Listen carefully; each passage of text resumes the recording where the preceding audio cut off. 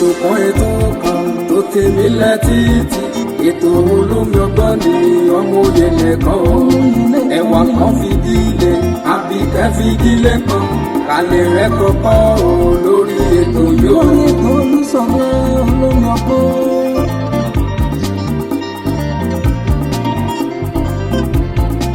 ọmọlé ìwé o ẹ fara yín balẹ̀ kẹlẹ̀ rẹ̀ kọ́kọ́ o lórí ètò yóò.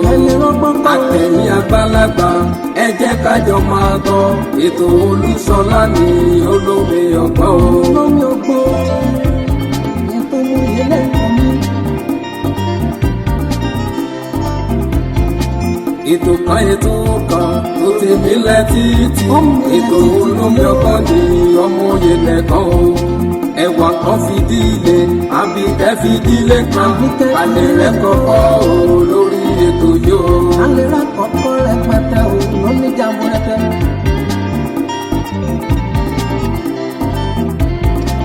àtẹ̀yìn àgbàlagbà ẹ jẹ́ kájọ máa gbọ́ ètò Olúṣọlá ní olómi ọgbọ́n.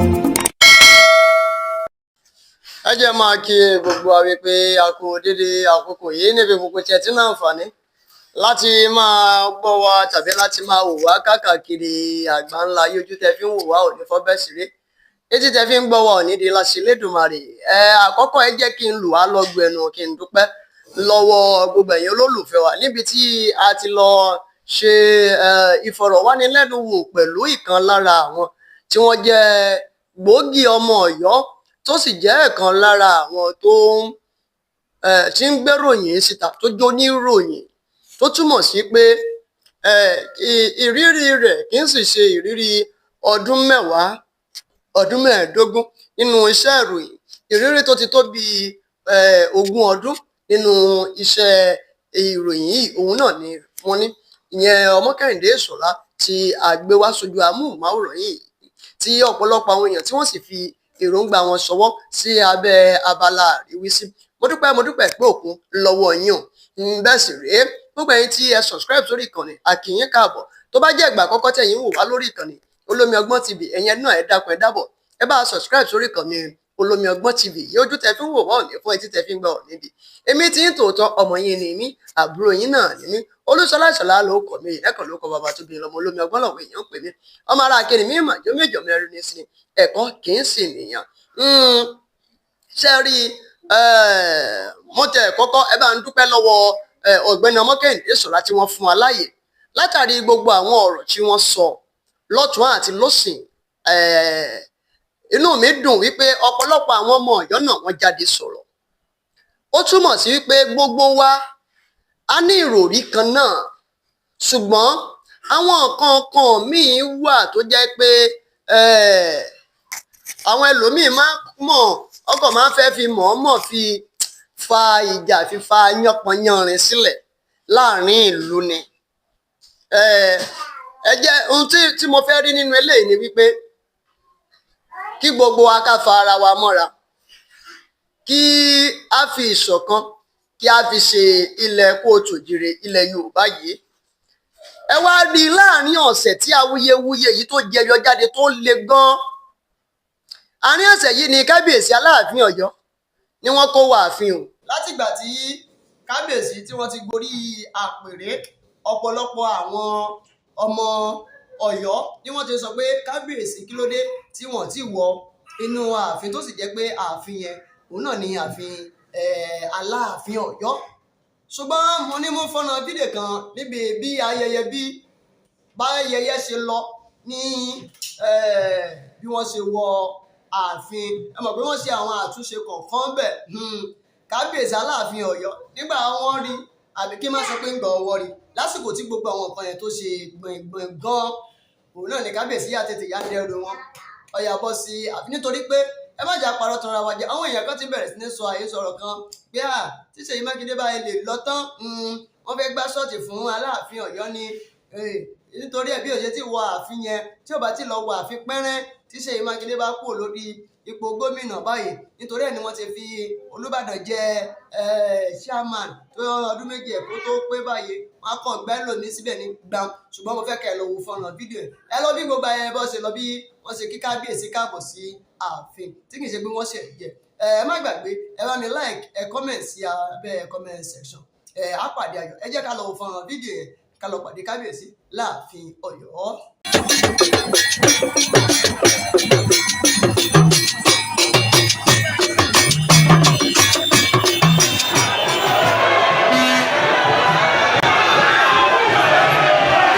Residents of Oyo in high spirit as Alafin moves to the Asian palace.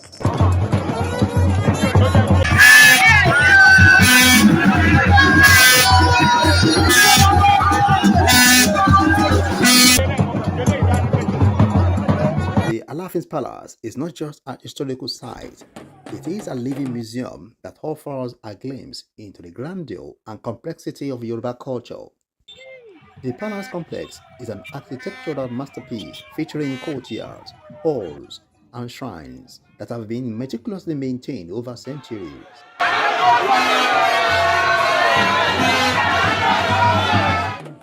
Each section of the palace is imbued with cultural significance, from the Ile-Orun, where the Alafin's ancestors are honored, to the Ojuoba, where the king holds courts and meets with his subjects.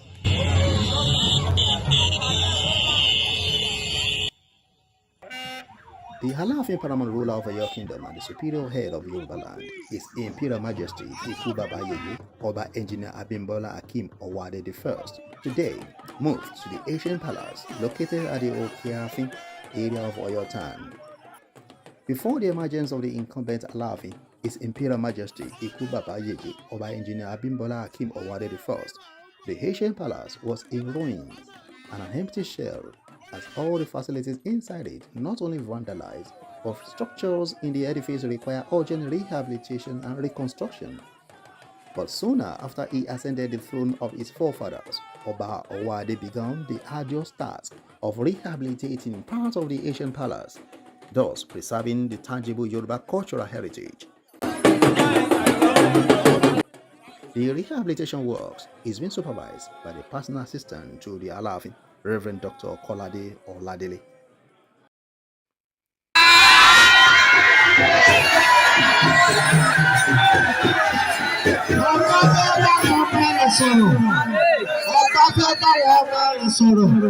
Olórí ọba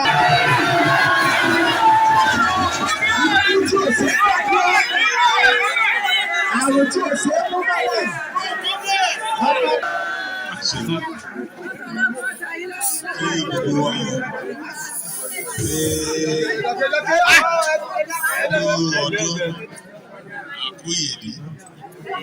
Ìwà ó ṣe púpọ̀ láyé. Ṣé gan ẹkú àtìlẹ́yìn wa? Dá ọjọ́ pé dá oṣù kù. A ti sọ pé a kò wá sí ààfin. Ọ̀pọ̀lọpọ̀ àwọn èèyàn wọ́n ti ń béèrè lọ́tùn lósì. Ìjọ wo la kó wá? Àti kó dé báyìí o.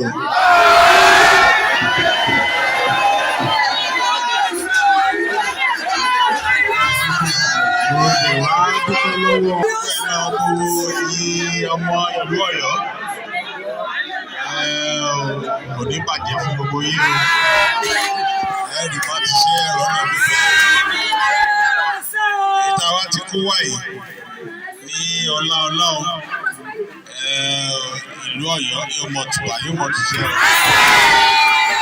Epo mọ̀ kí bí epo. Ẹyẹ mọ̀ kí bí ẹyẹ. Mo wà lásìkò ọba Abímbọ́lá Akeem Owade.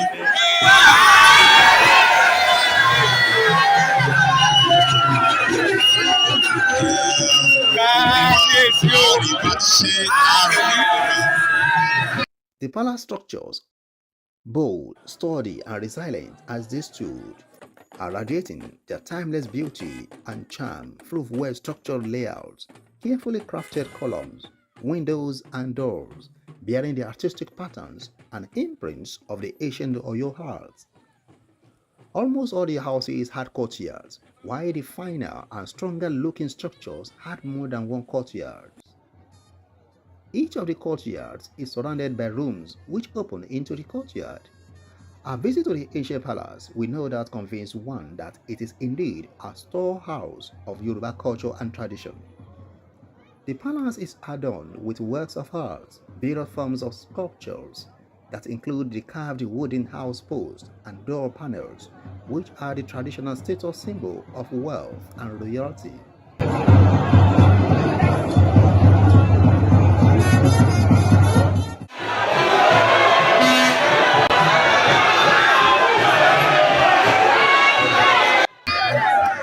Ní ọlá Aláàfin Ọ̀rànyàn, ní ọlá Aláàfin Àjàká, Aláàfin Ṣàngó, Aláàfin Agẹdú, Aláàfin Kórì, Aláàfin Olúàṣọ, Aláàfin Kọ̀rọ̀, Aláàfin Mọ́jọ̀gbé, Aláàfin Awọ́bíojú, Aláàfin Lábísí, Aláàfin Abíọ́dún Àtìbà, Aláàfin Agúnlóyè,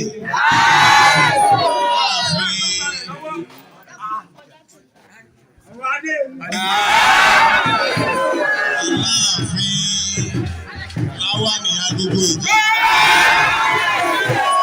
Aláàfin Ládìgbòlù, Aláàfin Bello Gbádégẹṣin, Aláàfin bàbá mi Lámídì Adéyẹmí.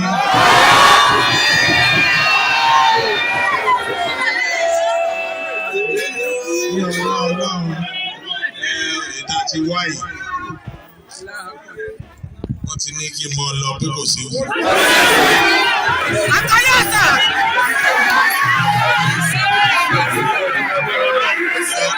Ọmọ ojú wa ṣe ṣiṣẹ́ ẹ̀ṣọ́ ìgbàgbọ́. Modern figures of lions and hunters made from mortar, while walls are decorated with mosaic and painted murals depicting scenes from life as the decorated calabash and imaginary beings. The traditional architectural designs are superb and second to none among Asian palaces in the country, as attested to it by the tourism experts, even from the UNESCO and experts from different countries across the world who visited it. Investigation further revealed that the Alafin Palace is the largest and it has in it over 200 buildings. There are also fountains in the courtyard and garden. The Alafin Palace is unique in Nigerian culture, particularly within the Yoruba ethnic group. It is the traditional seat of the Alafin, regarded as the supreme ruler of the Oyo Empire, one of the most powerful and influential empires in West Africa's history. The palace itself symbolizes the might and sophistication of the Oyo Empire, which at its height controlled vast territories and played a central role in the region's politics, trade, and cultural life.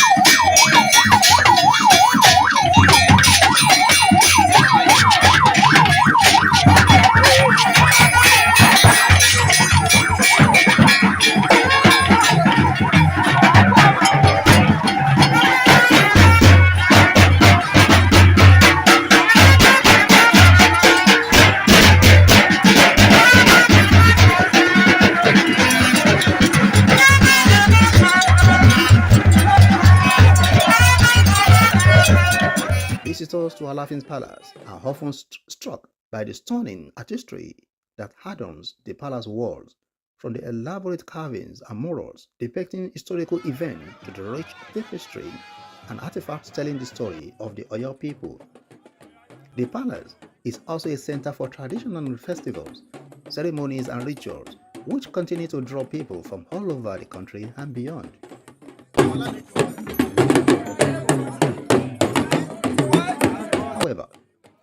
Residents of Oyo are in high spirits and set to troop out to give a befitting welcome to their monarch as he steps into the citadel of Yoruba race.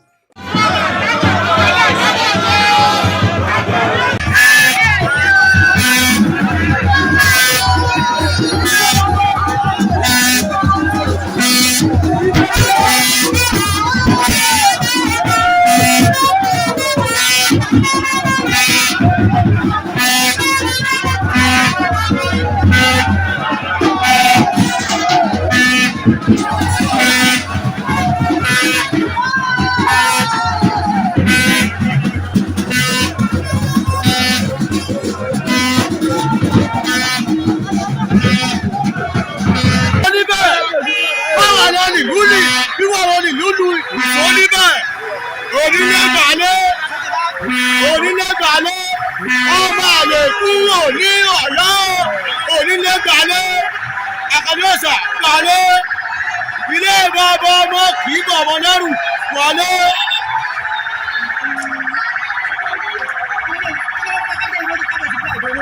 wọ́n tẹ̀lé Samson wọlé.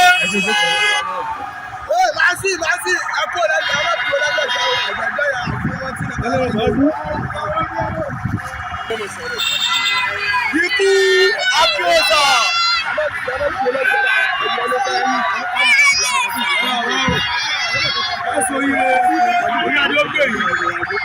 The people, both young and old, love and admire their king as a serious-minded paramount ruler, leader of thought, and man of excellence for his unflinching commitment to the development, peace, unity, and mutual coexistence not only in the kingdom but the entire Yoruba race.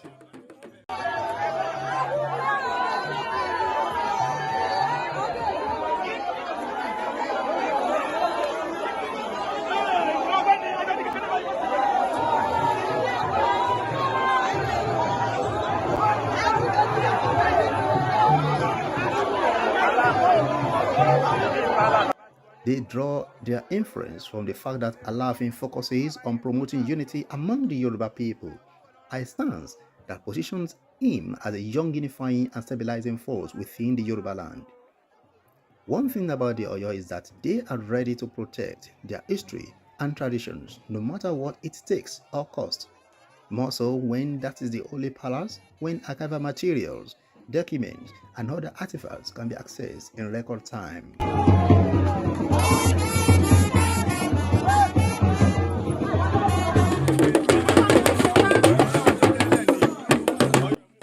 Because of the efforts of their forefathers, documentation of its past, either favorable or otherwise, are well preserved till date.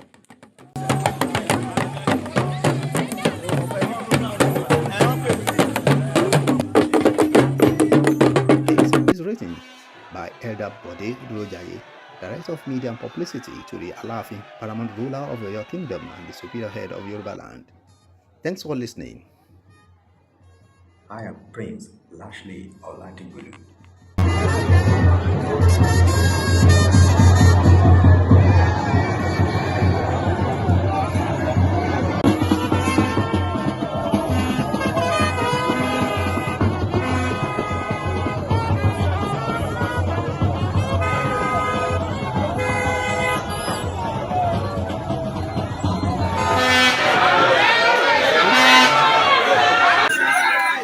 Ẹsẹ̀ òkè káànà ọwọ́ ọ̀tá òní káwá. Àwa ti kú wọnú ilé báyìí ní ọlá Ọlọ́run, ní ọlá àwọn tó tẹ ìlú Ọ̀yọ́ dó. Àní kókó ọmọ jáde o, kókó aya jáde o. Mo wá ṣe ládùúrà fún gbogbo wa náà pé àríwá ti ṣe àrọ́ náà lọ́wọ́. Ìlú Ọ̀yọ́ ò ní bàjẹ́ o. Àwọn tí ó bá bà lú Ọ̀yọ́ jẹ́ wọn ní bí wọn. Ìlú mi ká gidi gan. Gbogbo àwa oníṣòwò, àwa ọmọléèwé, àwa oníṣẹ́ ọwọ́, àwa tá à ń ṣiṣẹ́ ìjọba náà, àríwá ti ṣe o. Ọ̀nà gbígbà. Ní àsìkò tiwa. nǹkan mèremère yóò wọ̀ lọ́yọ̀ọ́ ní ṣubú dànù wọ́n ní iwájú lójú ń gbé tẹ́ bá ti mú lọ́tún tẹ́ mú lọ́sì yóò mọ́jú yín ṣe ni àìmọ́ṣe nìkan kò sọ̀rọ̀ ẹ̀yìn mo dúpẹ́ gan ẹ kú ìfẹ́ ẹ ṣe gidi gan ni.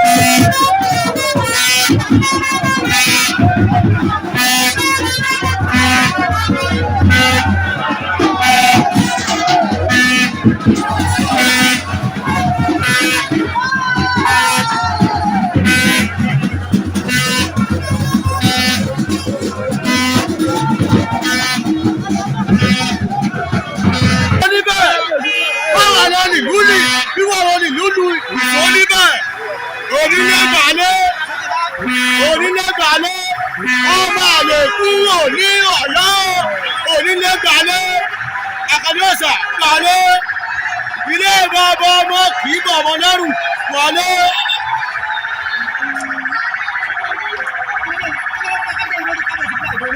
wọ́n tẹ̀lé Samson wọlé. Màsí ẹ̀kọ́ lẹ́yìn àwọn tó lẹ́gbẹ̀ẹ́ ẹ̀gbẹ̀gbẹ̀ yà fún wọn tí ikú àfíọ́sà.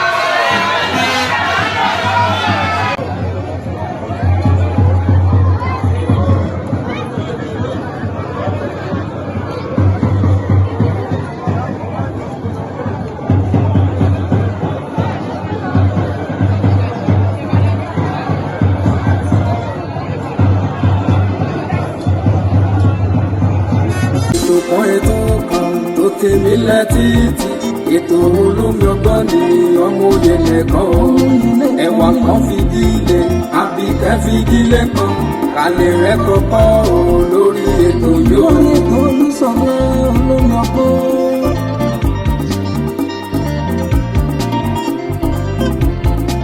ọmọlé ìwé o ẹ fara yín balẹ̀ kẹ̀lé rẹ̀ kọ́kọ́ o lórí ètò yóò. Àtẹ̀yìn àgbàlagbà ẹ jẹ́ kájọ máa gbọ́ ètò Olúṣọlá ní olómi ọgbọ́n o. Olómi ọgbọ́n ètò ìyẹlẹ ìkànnì. Ètò kan tó ti mílẹ̀ títí ètò olómi ọgbọ́n ní ọmọ òye lẹ́kàn o. Ẹ̀wà kan fìdílé àbíkẹ́ fìdílé kan alẹ́ rẹ̀ kọ́kọ́ o lórí ètò yóò. Alẹ́ rẹ̀ kọ́kọ́ rẹpẹtẹ o lóní jàmbó rẹpẹ.